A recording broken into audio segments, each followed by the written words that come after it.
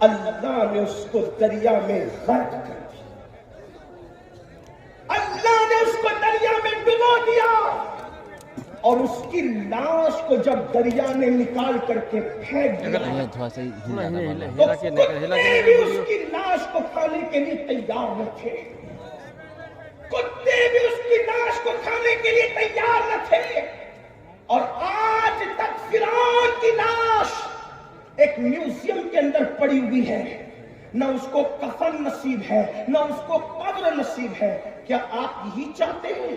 فرعون کی لاش ہر دولت مند کو پکار پکار کر عبرت کی دعوت دے رہی ہے۔ اگر دولت کے نشے میں اللہ کی نافرمانی کرے گا تو میرا انجام دیکھ لے۔ ارے تو کسی فیکٹری کا مالک ہو سکتا ہے، تو کسی کارخانے کا مالک ہو سکتا ہے، تو کسی کھیت اور کھلیان کا مالک ہو سکتا ہے۔ فرعون تو اتنی بڑی سلطنت کا مالک تھا، لیکن اتنی بڑی سلطنت کا مالک ہونے کے باوجود بھی اس کو نہ کفن نصیب ہو سکا، نہ اس کو دفن نصیب ہو سکا۔ اس سے کیا پتا چلا؟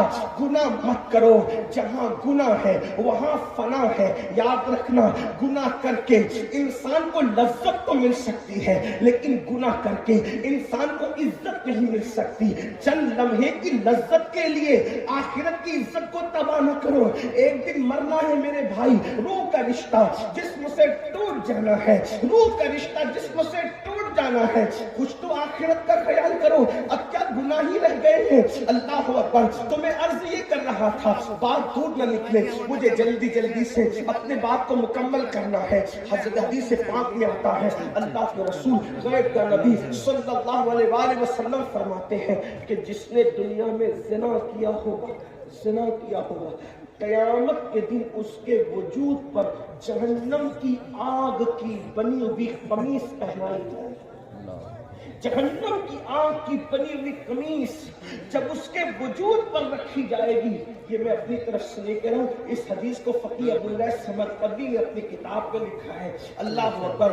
جہنم کی آگ کی بنی ہوئی قمیص جب اس کے بدن پر پہنائی جائے گی تو اس کی ہڈیاں ٹوٹ جائے گی، اس کی ہڈیاں ٹوٹ کر بکھر جائے گی۔ اللہ اکبر۔ آپ مجھے بتائیں نا میرے بھائیوں، کیا ہمارے جسم میں اتنی طاقت ہے کہ جہنم کی آگ کی بنی ہوئی قمیص پہنے؟ اللہ، ابھی سردی کے دن ہے، جو انسان کا بدن سردی برداشت نہ کر سکے، جو انسان کا بدن مئی کی گرمی برداشت نہ کر سکے، وہ انسان کا بدن اللہ اکبر وہ جہنم کی آگ کی بنی ہوئی قمیص کو کیسے برداشت کر سکے گا؟ اللہ۔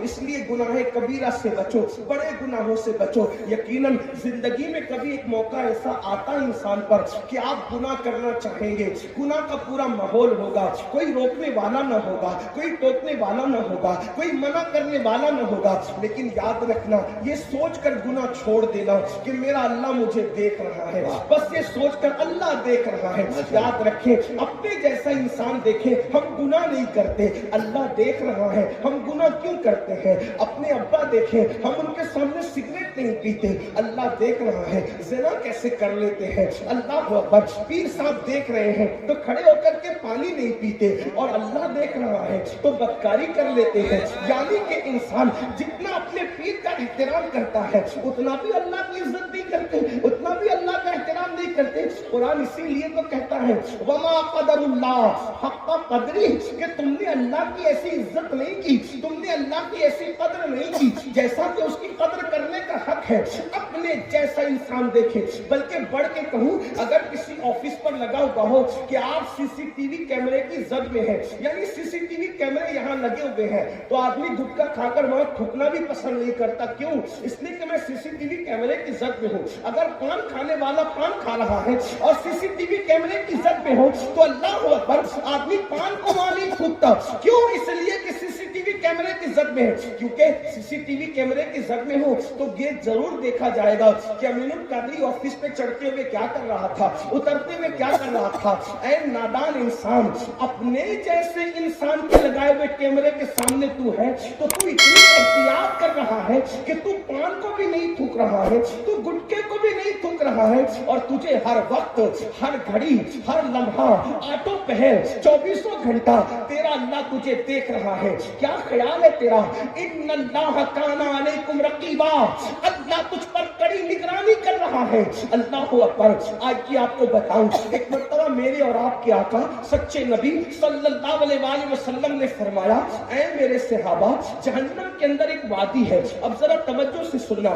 دوسرے کبیرہ گناہ کی